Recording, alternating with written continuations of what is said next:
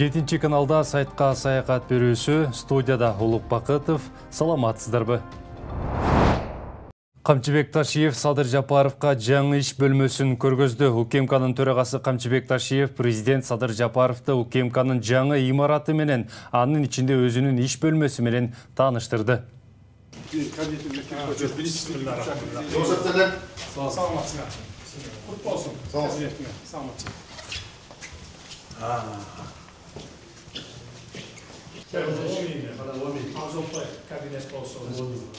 Elimizde jurtubuzga xizmat qilgan kabinet bo'lsin. Ko'rib bo'lsin. Biz elimizde Abjo'toy kabinet bo'lsin. Rahmat. Nalısınız? Çok sağlam çaktan diye başlayalım. Kabinetler, robotik kabinetler. Robotik kabinetler, burada bizde bunda çok önemli ilişkide bağlı değiliz. İçindeki kabinetlerimiz. Bu Kayanka.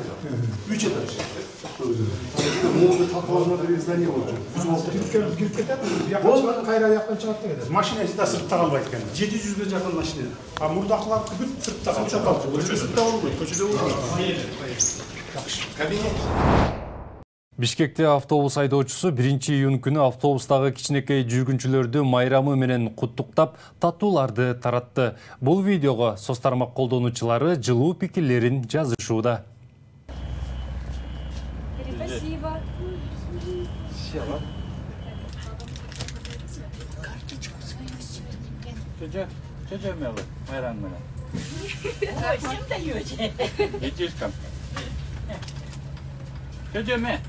Mayang mana? Karma. Gece sakada.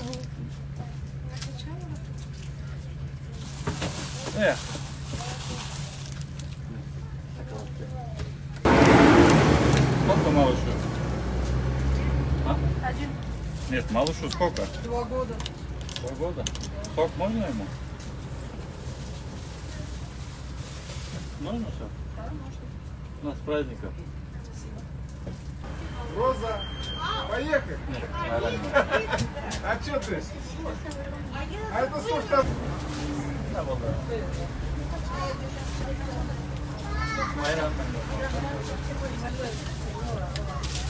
Ne bir sakaratın altı yok olacak mı? Депутаттар арасында Алишер Козиевке суктануулар күч экен. Себеби ал бийлик менен алакасын бекемдеп, бизнесин мандатын да сактап калыптыр. Анан калса отун энергетикалык комплекс жер казынасын пайдалануу жана өнөр жай саясаты боюнча комитетинин төрага орун басары. Амбициялуу, келечекте көптү үмүттөндүргөн кадр. Эске салсак, Алишер Козиевди убагында Райымбек Матраимов көтөрүп, бизнестен жолун ачып, жардам берип, саясатка да алып келген. Ушул жагынан Кудай буйруп оомат келиптир. Рызкыны дөөлөттү бар эле көтөрө албасы белгилүү. Бул жагынан Алишер мырза кыраагылыгын көрсөтүүдө. Устаты Райымбек Матраимов менен да мамилесин сактап, жылуу мүнөздө калганын эшиттик. Мындай жүрүшү менен алыска барчудай. Парламенттик шайлоо күзгө же жазга коюлары айтылууда. Алишер Козиев Кара Суу районунан барандоо талапкер катары чыгары алдыртан эле болжолдонууда. Даңканы алыс ыргыйт окшойт деп жазды Арба KG сайты. Келиним кызымдай болчу. Мындай билдирүүсүн Каракулжада күйөөсүнүн колунан ажал тапкан 38 жаштагы келиндин кайнагасы эркин журналист Ылдырыс Исаковго маек берип жатып айтты. Ал каргашалуу окуя болгон күнү Бишкектен барып, инисинен кабар албастан биринчи эле келининин жаназасына баргандыгын билдирди. Ошондой эле маркум жөнүндө жашып эскерди. Барынын атынан топурак салып келдим. Башка аргам жок. Иниме тартып келинимди жамандабайм. Эркелеген келиним бар эле. Аны туугандары баары билет. Келиндин ата-энеси жакындары менен жакшы катташып жүргөнбүз деп билдирди ал. Эскерте кетсек, 27 майда 38 жаштагы аялдын өлүмүнө шектелип күйөөсү кармалган. Кылмышка шектүү райондук соттун чечими менен 2 айга камалды. Ага карата кылмыш жаза кодексинин 122 беренесинин адам өлтүрүү негизинде кылмыш иши козголду. Барын атынан топырақ салып, ыйлап сықтап ошентип жүрөм. Анам не кылайын мен? Башка аргам жок экен да. Мен мисалы үчүн иниме тартайын деп келиними жамандабайм, ол дүйнөгө мен да барам. Аябай жакшы ушу кызымдай эркелеген. Мен ушу үйгө келгенде сумкамы кармаган, ушундай эркелеген келиним бар эле. Мен буну өзүм эле айтпайм. Ошо жерде туугандары, ата-энеси, бир сиңдиси баары билишет. Кудагыйларым да жакшы адамдар эле, жакшы катышып жүрдүк эле. Сен менге келбедиң эле. Кече эле ажы сапарына барып келгенде, акыркы жолу ушул жерде жолугушуп, баарыбыз ынтымакташып, ушундай жакшы күндөр өттү эле.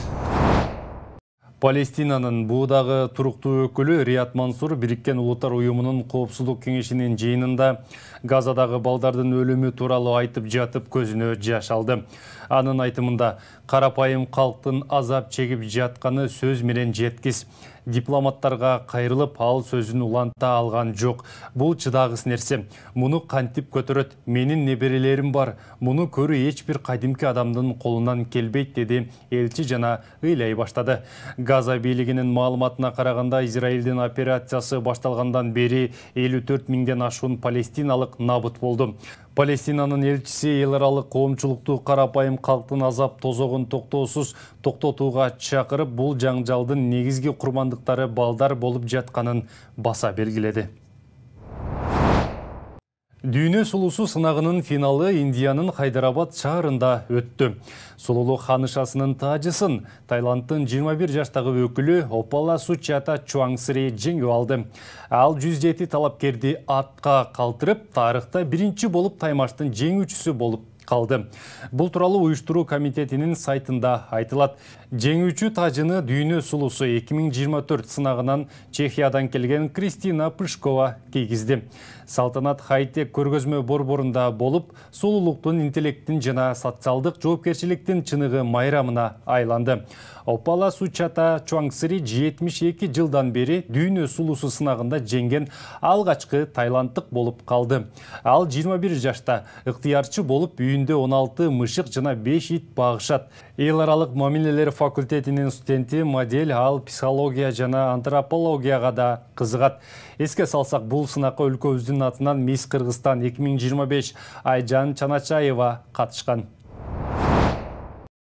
Интернет айдыңынан алынган жаңылыктардын топтому мына ушулар болду. Эскерте кетсек, курматтуу телекөрүүчүлөр, жогорудагы маалыматтар 7 каналдын көз карашын билдирбейт.